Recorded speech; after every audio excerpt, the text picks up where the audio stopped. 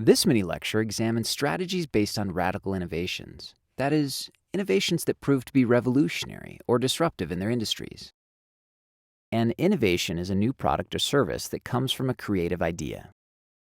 An innovation needs to be novel, useful, and successfully implemented in order to help companies succeed.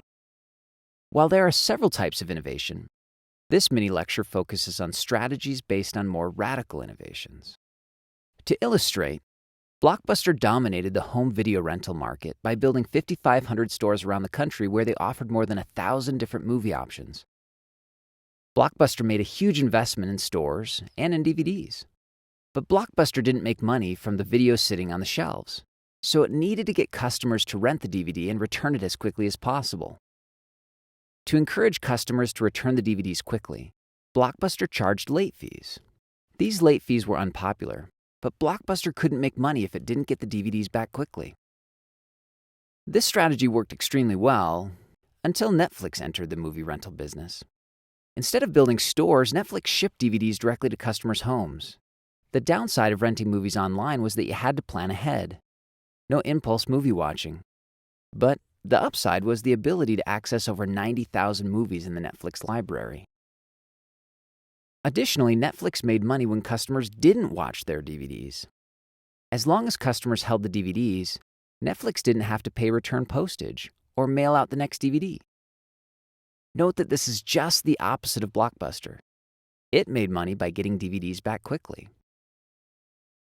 Moreover, because Netflix didn't have to build stores, hire sales clerks, or buy inventories for every store, it had more than a 30% cost advantage over Blockbuster.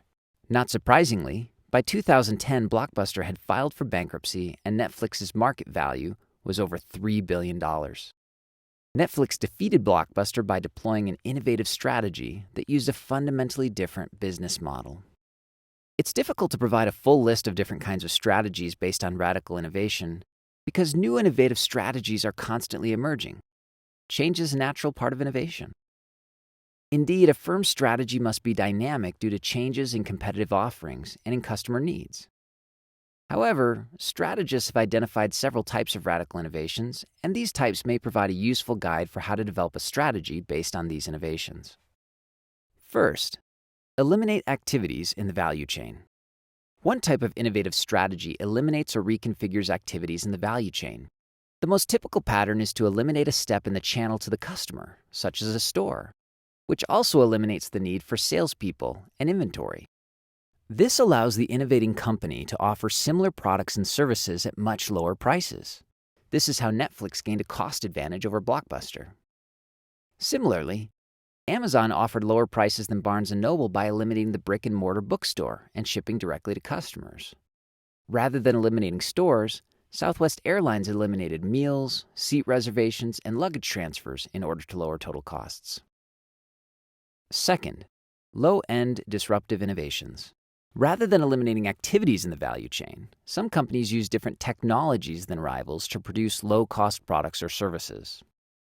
Harvard professor Clayton Christensen observed a pattern in a number of industries where a firm leverages new technologies to launch a product at the low end and then gradually moves up market as it improves its technology and processes. He called these low-end disruptive innovations. For example, Nucor used this approach to disrupt integrated steel producers like U.S. Steel. Nucor pioneered a new way to create steel products using small electric arc furnaces to melt scrap metal in mini-mills. This process was much simpler and cheaper than the traditional method of melting iron ore in enormous blast furnaces. Initially, mini-mill product quality was poor, so they could only make rebar, material used to reinforce concrete. This was a low-margin market that the big steel makers were happy to abandon. But as Nucor's mini-mills improved their quality, their cost advantage enabled them to trounce the integrated producers in high-margin products such as angle iron, structural beams, and sheet steel. Similarly, Apple and IBM's first microcomputers were inferior to the mini-computers sold by DEC and Data General. But over time, their performance improved enough that companies dumped mini-computers for the microcomputers that became good enough to do the job. Skype's cheap and often free phone service is gradually moving upmarket as the quality of calls improves and as the technology allows for video conferencing and other higher-end business services. Third, High-end disruptive innovations. A third category of disruptive innovation is high-end or top-down disruption. In stark contrast to the low-end disruptions we just discussed, high-end disruptive innovations actually outperform existing products when they're introduced, and they sell for a premium price. History provides several examples.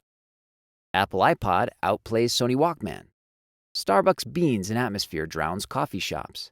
And flash drives zip past floppy disks and zip drives. These products typically rely on radical or leapfrog technologies that are quite expensive initially. However, the costs gradually decline as companies make improvements in production technology. A high-end disruptive innovation may serve as a specialized high-end niche of a market for years before it finally trickles down to mainstream markets. Such was the case with electronic fuel injection, a technology that first replaced carburetors in high-performance racing cars before finally making its way to Detroit. These innovations slowly penetrate from above until they become practical and affordable in mainstream markets. When they do, consumers flock to the new offering. Cell phones, which originally cost $3,995, followed a similar pattern. As the price and size of the phones dropped, the phones became accessible to a much larger segment of the market. In 2012, almost 30% of homes were wireless-only households. Fourth, design the value chain for mass customization. A fourth category is mass customization. Mass customization is a bit of an oxymoron in business because usually firms either mass produce or customize, but not both. However, new technologies and processes have allowed for the mass production of individually customized goods or services. Take Build-A-Bear Workshop, for example. Customers essentially build their own teddy bear by choosing from a large variety of body styles, after which the animal is stuffed at the store to the customer's liking. Some like it squishy, some puffy. The customer can also add a heart or music box. After the animal is stuffed, the customer dresses their furry friend in the shirt, pants, skirt, hat, or even shoes of their choosing. In short, the components of the teddy bear are mass-produced, but put together in a customized way. Dell used a similar strategy when it successfully launched its PC business using the Dell Direct model. Dell sold directly to customers and allowed them to choose the components that mattered most to them. Then they custom-built and shipped the PC to the customer within 48 hours. Dell's ability to mass-produce customized PCs required a very flexible and responsive assembly system and supply chain, which other PC makers didn't have. Fifth, create new markets by targeting non-consumption. INSEAD professors Chan Kim and Renee Melbourne identified a fifth category, called Blue Ocean Strategy. They argue that a company can best succeed by creating new demand in an uncontested market space. Sharks competing for the same scarce food create a red ocean of blood due to intense rivalry. Blue ocean success relies on swimming to empty water. In other words, offering value that is very different from anything in the market. When Cirque du Soleil opened its first show, it was nothing like a Ringling Brothers circus. A Cirque du Soleil show combines elements of a traditional circus, acrobatic troupe, street performers, and Broadway show to offer an entertainment experience that is like no other. Cirque created an offering that was so unique that there was no direct competition. Moreover, it pulled in a whole new group of customers who are willing to pay several times the price of a conventional circus ticket for a unique entertainment experience.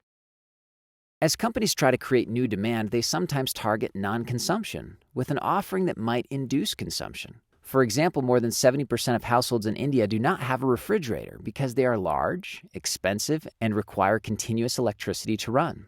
So, appliance maker Godrej created a small refrigerator targeted at non-consumption, those 125 million households without a fridge.